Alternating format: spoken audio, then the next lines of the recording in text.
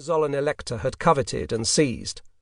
The Bismarcks had done nothing to gain distinction during their long feudal obscurity.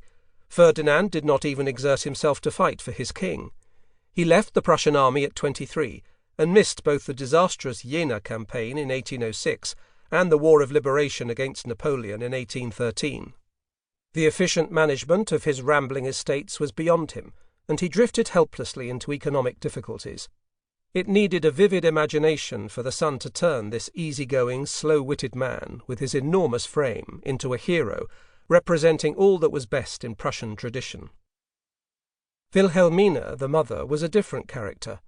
Her family, the Menkens, were bureaucrats without a title, not aristocrat landowners.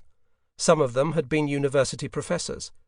Her father was a servant of the Prussian state, prized by Frederick the Great and later in virtual control of all home affairs. His reforms and quick critical spirit brought down on him the accusation of Jacobinism. Wilhelmina was a town child, at home only in the drawing-rooms of Berlin. She had a sharp, restless intellect which roamed without system from Swedenborg to Mesmer. At one moment she would be discussing the latest works of political liberalism, at the next dabbling in spiritualist experiments.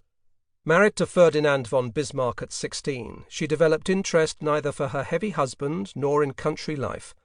All her hopes were centered on her children. They were to achieve the intellectual life that had been denied to her.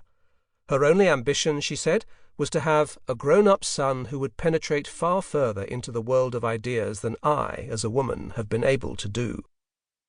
She gave her children encouragement without love. She drove them on, she never showed them affection. Otto, the younger son, inherited her brains. He was not grateful for the legacy. He wanted love from her, not ideas, and he was resentful that she did not share his admiration for his father. It is a psychological commonplace for a son to feel affection for his mother and to wish his father out of the way.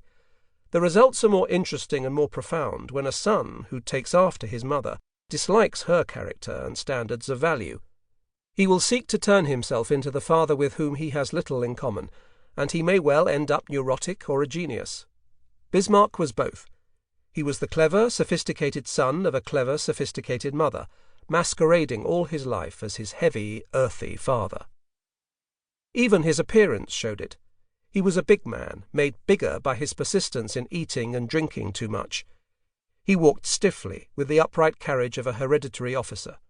Yet he had a small, fine head, the delicate hands of an artist, and when he spoke, his voice, which one would have expected to be deep and powerful, was thin and reedy, almost a falsetto, the voice of an academic, not of a man of action. Nor did he always present the same face to the world. He lives in history clean-shaven, except for a heavy moustache. Actually, he wore a full beard for long periods of his life, and this at a time when beards were symbols on the continent of Europe of the Romantic movement, if not of radicalism. In the use of a razor, as in other things, Bismarck sometimes followed Metternich, sometimes Marx. Despite his Junker mien, he had the sensitivity of a woman, incredibly quick in responding to the moods of another, or even in anticipating them. His conversational charm could bewitch czars, queens, and revolutionary leaders. Yet his great strokes of policy came after long solitary brooding, not after discussion with others. Indeed, he never exchanged ideas in the usual sense of the term. He gave orders, or more rarely carried them out. He did not cooperate. In a life of conflict, he fought himself most of all. He said once, "Faust complains of having 2 souls in his breast. I have a whole squabbling crowd. It goes on, as in a republic."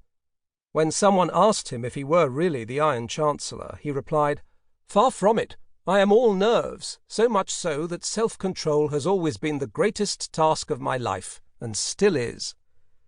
He willed himself into a line of policy or action.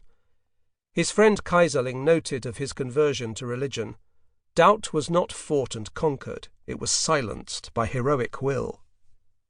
He felt himself always out of place, solitary and a stranger to his surroundings. "I have the unfortunate nature that everywhere I could be seems desirable to me, and dreary and boring as soon as I am there." He loathed the intellectual circles of Berlin to which his mother introduced him, and in 1848 said to a liberal politician, "I am a Junker, and mean to have the advantages of that position."